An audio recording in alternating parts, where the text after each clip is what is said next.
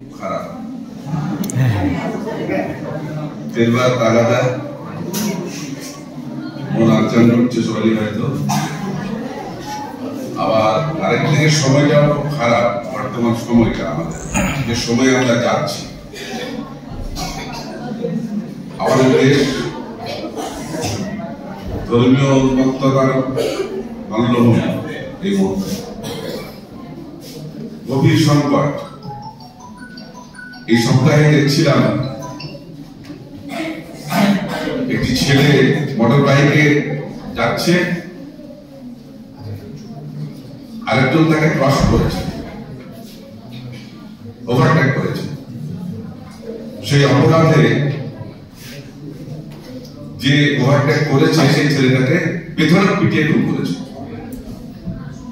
কারণটা জানা গেল যে যাকে ওভারটেক করেছে সে সমাজের উচ্চ বর্ণের মানুষ, আর যে ওভারটেক করেছে সে শূদ্র অংশের মানুষ। মনে পড়িয়ে দিল আরো কয়েক বছর আগেকার কথা, 4-5 বছর আগেকার কথা। একজন ঘোড়ায় করে বিয়ে করতে গেছে, সেই অপরাধে সমাজের তথাকথিত উচ্চ বংশের মানুষরা তাকে ডেকে পিটিয়ে খুন করেছে। আমাদের ভারতবর্ষ বর্তমান সময়ে ঠিক এভাবে প্রতিদিন হিংসা উন্মত্ততায় মেতে উঠছে। বিভাজন মানুষকে ক্রমশ হ্রাস করছে।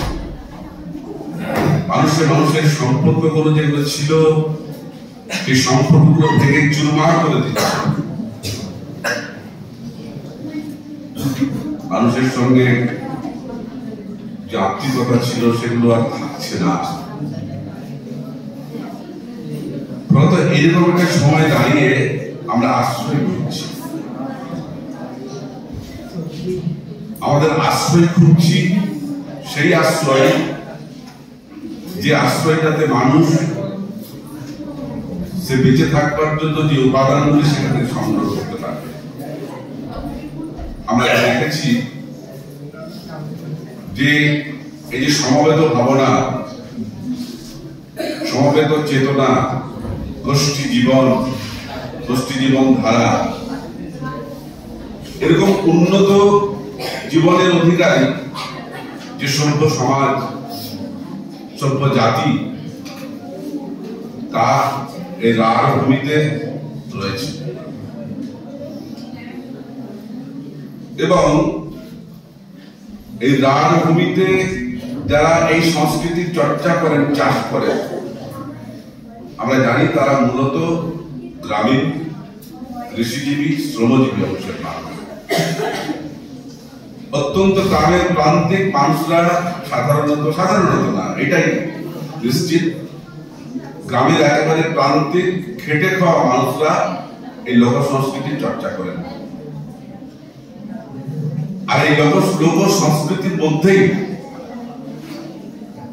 যে অভাবগুলো এই মুহূর্তে সব থেকে আমাদেরকে নাড়া দিচ্ছে, জীবনবোধ, সমবেত ভাবনা,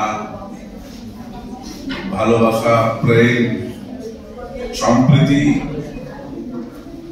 সেগুলো ওই অংশের মানুষের মধ্যে, ওই সংস্কৃতির মধ্যে রয়েছে।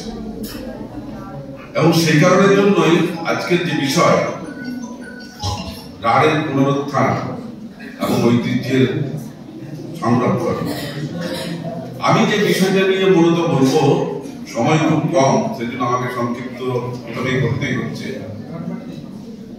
আমি মূলত সেজন্য এই রাঢ় ভূমিতে অন্যান্য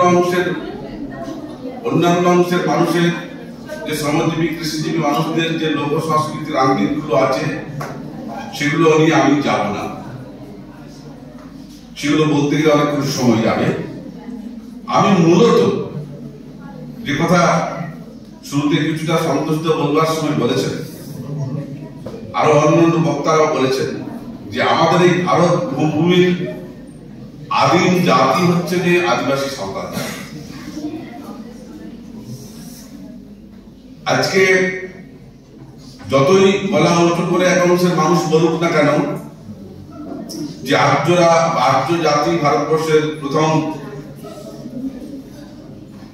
এখানকার বাসিন্দা বারবার প্রমাণিত হয়েছে।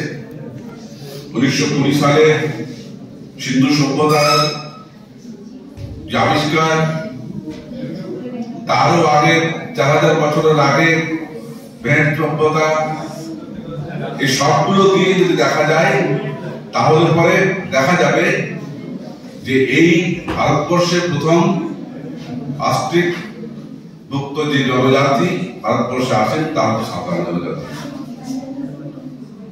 এখন এই সাঁওতাল জাতি কেমন? সাঁওতাল জাতি এমন একটা জাতি যে জাতির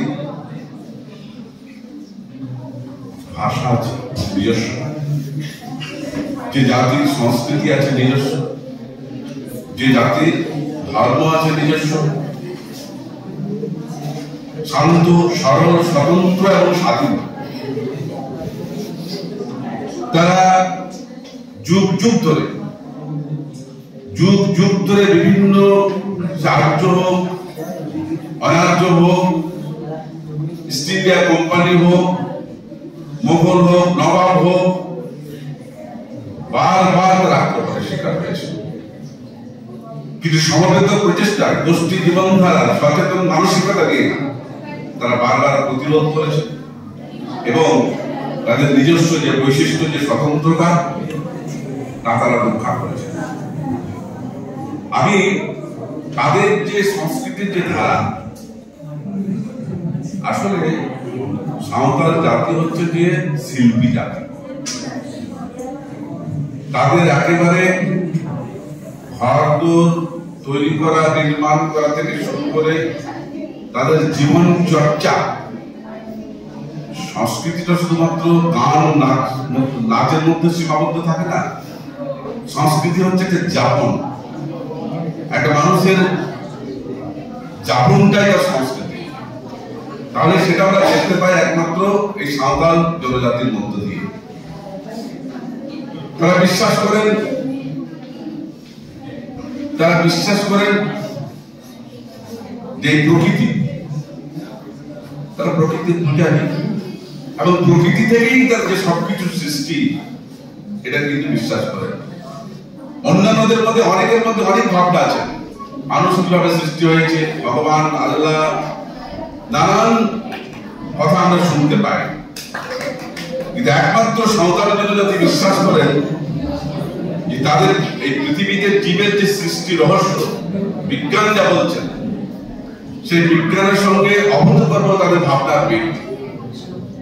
সাঁওতালরা বিশ্বাস করেন, আমরা জানি জল থেকে জীবনের উৎপত্তি, চ্যাটকোষী, অ্যামিবা থেকে বহুকোষী যা যা আছে সেটা আমরা জানি। সাঁওতালরা বিশ্বাস করেন যে জল থেকেই মানুষের জীবন, এবং তাদের যে উপাখ্যান আছে, তাদের যে ধর্মীয় কাহিনী আছে, সেখান থেকে যদি আমরা যদি দেখতে পাই, সেখানে আমরা পাবো।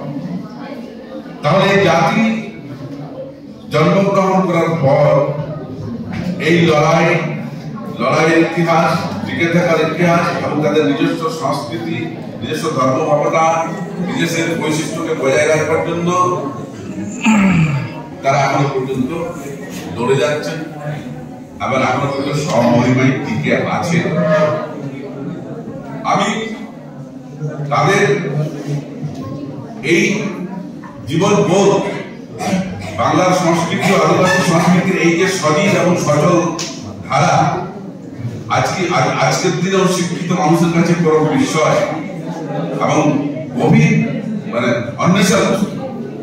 কিভাবে এতদিন হাজার হাজার বছর ধরে তারা তাদের নিজস্ব সংস্কৃতিকে টিকিয়ে রাখতে পেরেছে, কি বলবো। তাহলে আমরা যদি দেখি, তাহলে তাদের এই যে জন্ম, হিলির পিপিলি, চাইচম্পা,